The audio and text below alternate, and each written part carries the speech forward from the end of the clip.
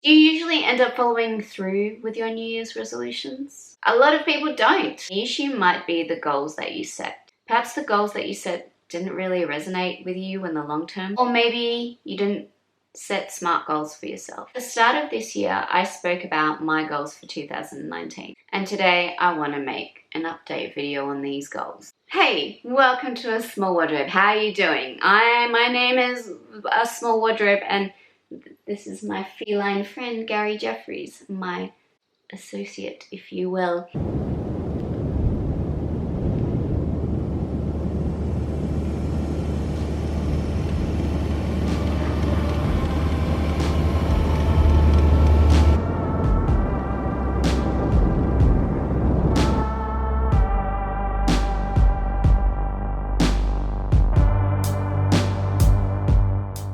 To make my goals as achievable as possible, I break them down into small little steps. So I'm going to go through all of these goals now, and we're going to start off with the one that wasn't really the first in order, but the one that people have been asking me about the most. So the first goal I'm talking about was my goal to be more intentional with my shopping, and that is to create a shopping limit of no more than 20 unnecessary purchases in 2019. So my key points for this were to revise and remember my shopping rules, to limit secondhand shopping, and to record every unnecessary purchase. So someone recently asked me how I classified these objects. So everything I think is essential has to do with food, bills, things like exercise, that's essential to me. So I've included the ability to enjoy my lifestyle, but to be honest, my lifestyle doesn't really necessitate many physical objects. I mainly just made it a 20 item limit for unessential items because I was aware of the fact that I might need to get orthotics for my rickety knee, and I might need to replace my shoes and that sort of thing, and I didn't want to have to be limited by those things. So I've made a list on my phone of the things that I've been purchasing this year, and now I've lost my phone. Great. I cannot do maths today, so I'm going to put a running tally on the side here. I basically have been making a list of everything that I've purchased on my notes app in my phone. If you've been watching for a while, you know that I do everything on my notes app. When I made this goal for having just a 20 item shopping limit, I didn't really anticipate that I was going to build some relationships with some brands, and as a result I've kind of started receiving some free things from Everlane, Organic Basics. Not too sure what to do about that. I've basically ceased buying things over the last couple of months for this reason, so I'm still kind of hoping that even with the free things that I've received, I can kind of count them into the list of 20, but I mean, it has sort of put a bit of a spanner in the works, I guess. The things I bought this year: tobacco, wool scarf, sunglasses. I guess I could have put these down as essential items, except they really weren't. They were an aesthetic choice, but I do wear prescription lenses, which you wouldn't be able to tell from these videos. I've got this red Chinese robe, which I love. That's $2. I got the green wooden bag. I might have to give this away or sell it to someone because it doesn't fit my iPhone, so that wasn't the best choice. I purchased the white lace dress, which that was completely an impulse decision, and it's now for sale on my blog page, Shop My Look, if you are interested in purchasing that. A tie-dye denim shirt, which I upcycled. I did buy a cotton on jumper, but I ended up returning that, so I don't think that counts anymore. I bought 2 books, perfume, that was secondhand, and I also got Serving the Servant. I bought that new. That's the first book that I've bought in years that was new. I just really, really wanted to read it. I also bought this witchery moss dress. I call it moss, but I'm thinking of a silvery moss. It's probably more like a teal, but I'm not going to be calling it teal because it's got a grey in it. Okay, so I got an Everlane shirt for free. The Everlane Boss boots, but they were also gifted to me by Everlane. Thank you very much, Everlane. And Everlane also sent me an anorak. Aside from that, I have also recently received a white crop corduroy pants from Everlane and this beautiful cashmere wrap sweater from Everlane.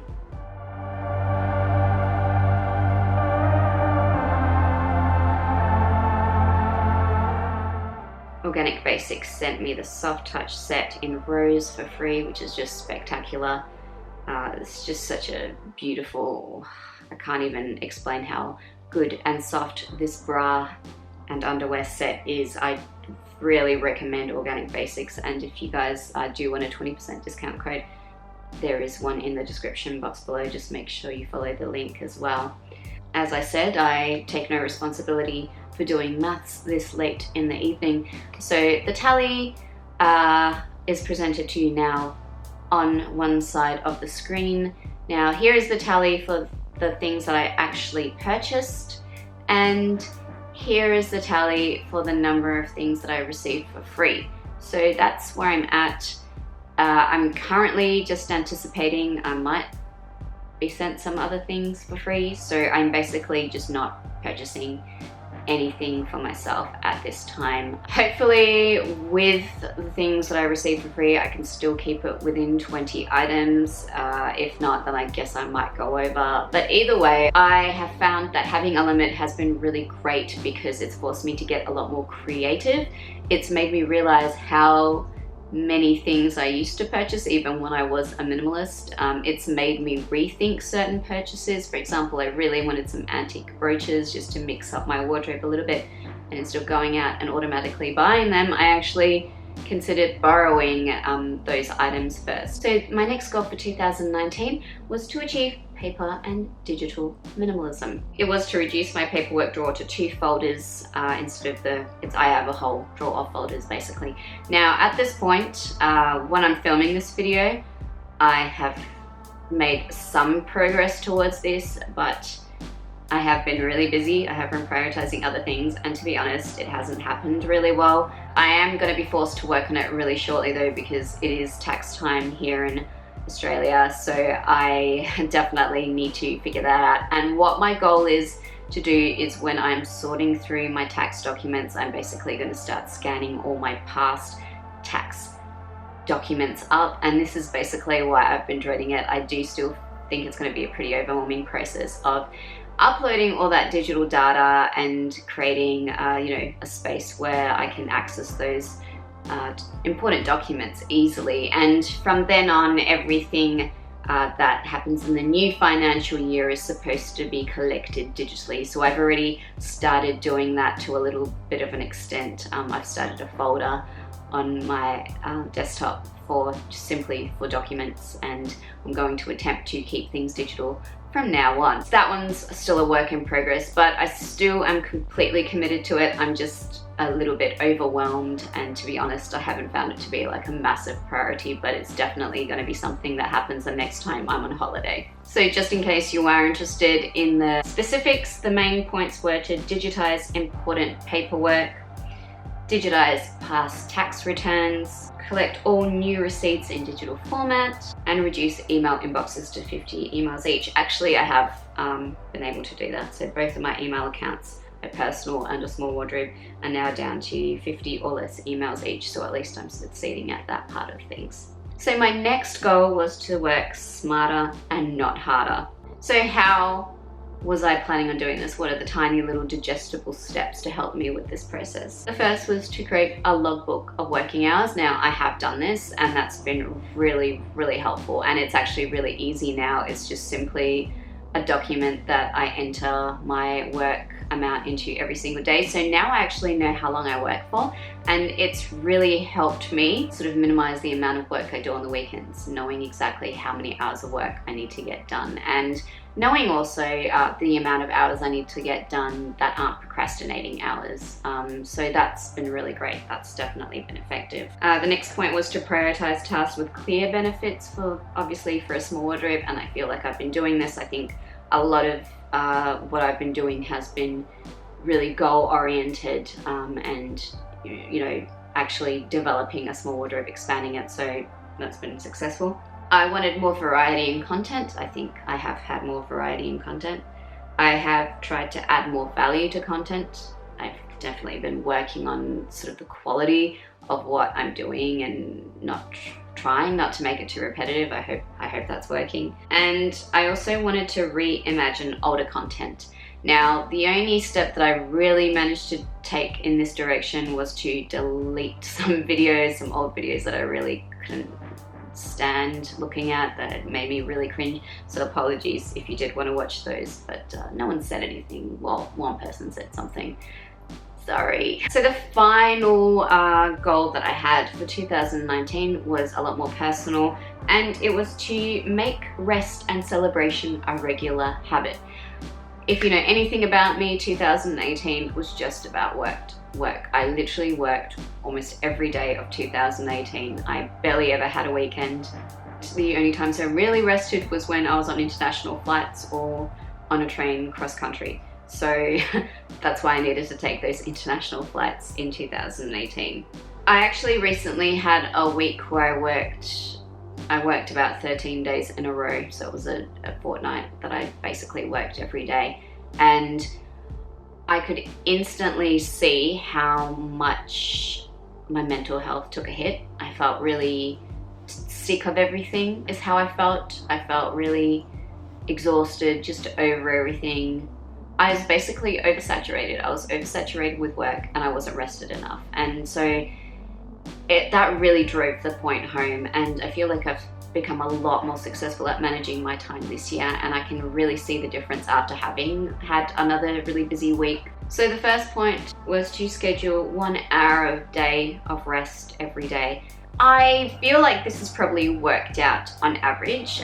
I think if I really think about rest, proper rest, where I'm not doing a thing specifically that I've scheduled in, to be honest, I probably don't really have such time during the week, because I honestly try to cram about 60 hours of work into the weekdays now.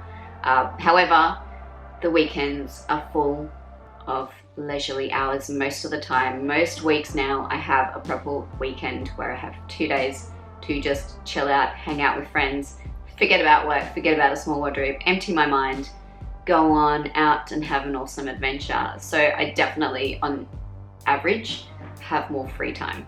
The closest thing that I can think of in terms of like a self-care routine during the weekdays is probably meditation. So meditation is something that I've been talking a lot about lately, because I've probably started doing it half an hour each weekday, and it's massively making a difference to my life. I just feel so much more calmer. I think it's really helped with those anxious inner voices, negative self-talk, all of that sort of stuff. It's been really effective for me in making clarity and calmness in my head. So I guess I'm still a little bit dodgy on that point. Probably not doing exactly what I set out to with that point.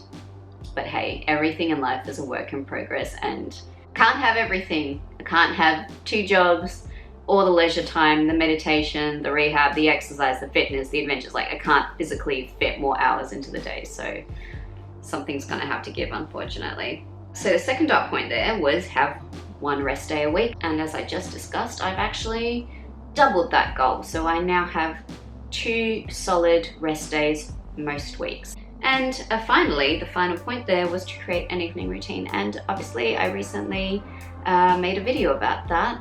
So I've completely worked on that, and I have created an evening routine that I feel really works for me. And obviously check out the video if you want more details on what I do with my evening routine. To conclude, I do feel like this year I've been really effective with my goal setting, and I think really a big part of the reason that it has been effective was because the goals that I had weren't just sort of these vague resolutions. Oh, I'm gonna be skinnier, I'm gonna be prettier, I'm gonna get a boyfriend, They weren't just these vague statements. They were quite specific, they were quite achievable, and I took the abstract qualities out of them by breaking them down into small, manageable steps. So when you look at something simple like create an evening routine, that's not something that's very challenging, but it can overall contribute to a general habit of creating rest and celebration in my life. So it's like that with every one of those little dot points. They're just these little things, little manageable things that I've been working at most days, and because of that I've been managing to achieve the bigger picture goals. And so that's the conclusion that I want you to take from this video. If you don't find that you're sticking with the goals that you made for yourself at the start of the year, that's fine. Just forget about it. Don't get pissed off with yourself. Forgive yourself and move on, and basically, you know, this is as great a time as any to reevaluate those goals. Perhaps if they still resonate with you, you know, change them up into a way where you can actually manage them and start working at them for the second half of the year. The goals that you set for yourself, they don't need to come at the symbolic time of the new year. They can happen anytime. Well, battery's about to run out, so thank you guys so much for watching this video. Check me out on Patreon for additional content weekly. Check me out also on Instagram and Pinterest. Thank you guys so much for watching and supporting me. I'll see you guys soon. Bye.